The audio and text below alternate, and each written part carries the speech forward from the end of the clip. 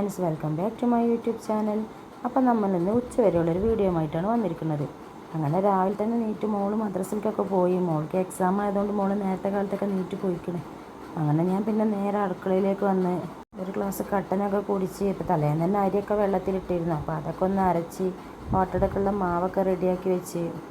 ഓട്ടടയും മീൻകറി ഉണ്ടാക്കാനായിരുന്നു ഞാൻ നിന്നിരുന്നത്. അപ്പോൾ പിന്നെ വേഗം ഓട്ടടക്കുള്ള മാവൊക്കെ തയ്യാറാക്കി നേരെ ചട്ടിയൊക്കെ അടുപ്പത്ത് വെച്ച് ഓട്ടടയൊക്കെ ചുടാൻ നിന്നു.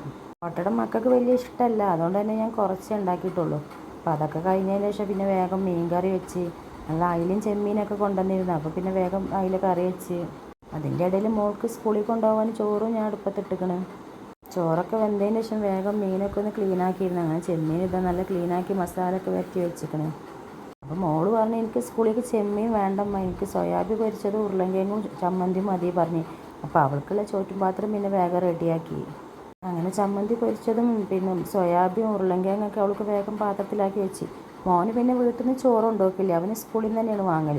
അപ്പോൾ അവനക്കുള്ള ഉരുളൻകിഴങ്ങ് പൊരിച്ചതും സോയാബീനൊക്കെ ഞാൻ വേറെ പാത്രത്തിലാക്കി വെച്ച്. അപ്പോൾ അവൻ പറഞ്ഞു ഉമ്മച്ചിക്ക് സ്നാക്സിന് മൈസൂർ പാക്ക് മതിയെന്ന് പറഞ്ഞു. അപ്പോൾ അവനക്കുള്ള മൈസൂർ പാക്കൊക്കെ സ്നാക്സ് പാത്രത്തിലാക്കി.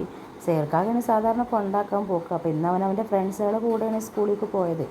അതൊക്കെ കഴിഞ്ഞ് എൻ്റെ പണിയൊക്കെ കഴിഞ്ഞപ്പോഴത്തേനാണ് സേർക്കാവ് ഉച്ചയായപ്പോഴത്തേന് വന്നത്. പിന്നെ ഞങ്ങൾ രണ്ടാളും കൂടി കുളിയൊക്കെ കഴിഞ്ഞതിന് ശേഷം നേരെ ചോറുന്നായിരുന്നു.